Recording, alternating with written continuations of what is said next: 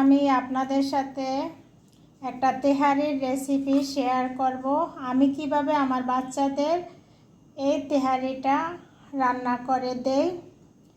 তেহারিটার রান্নাটা দেখছেন কত সুন্দর ঝরঝরা হয়েছে, আর খেতেও কিন্তু অনেক মজা হয়েছে। আমার বাসায় আরও গেস্ট ছিল, তারা খেয়েও বলছে অনেক মজা হয়েছে।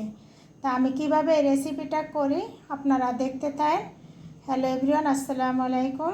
তেহারি রান্না করব, তাই আমি ছোট ছোট করে মাংস টুকরা কেটে নিয়েছি। এখানে 1.5 কেজি মাংস আছে, আর আমি পোলাও চাল নিয়েছি 1 কেজি।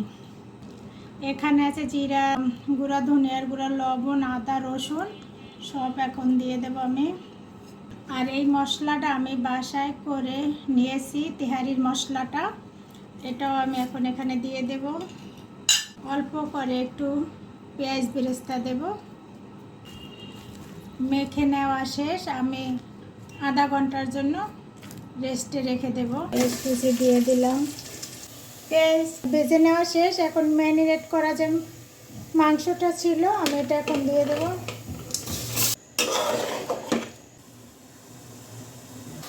মাংসটা কষিয়ে নেওয়া শেষ, এখন আমি একটু গরম পানি দেব।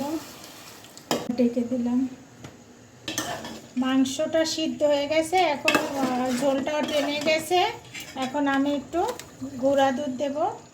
এই যে মাংসটার মধ্যে গুঁড়া দুধটা দিলে অনেক মজা লাগে, অন্যরকম একটা টেস্ট হয়।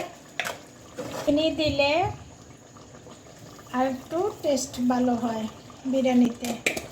চালটা এখন ভেজে নেব, এই জন্য আমি তৈল দিতেছি। তৈল দিয়ে দিলাম। এখন চালগুলো দিয়ে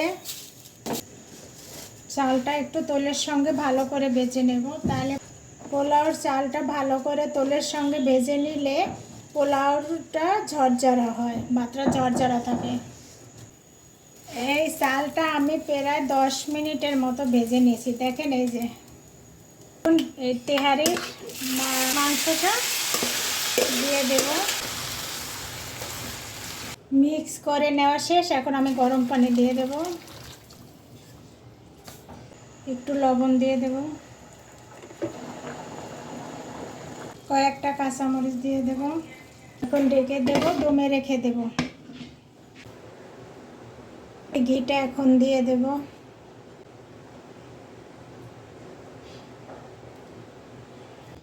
দেখেন এই যে আমার তেহারি রান্না ডান। এই যে কত সুন্দর হয়েছে দেখেন, এই যে কত সুন্দর হয়েছে। আর এত ঘি দেওয়ার কারণে এত সুন্দর একটা সেন্ট, কারণ আমি কেওড়া জল আর এগুলো আমি ইউজ করি না। আমার বাচ্চারা এটি পছন্দ করে না, এই সেন্টটা ওরা নিতে পারে না। আমার রেসিপিটা কেমন হয়েছে কমেন্ট করে জানাবেন। ভিডিওটা দেখার জন্য অসংখ্য ধন্যবাদ সবাইকে।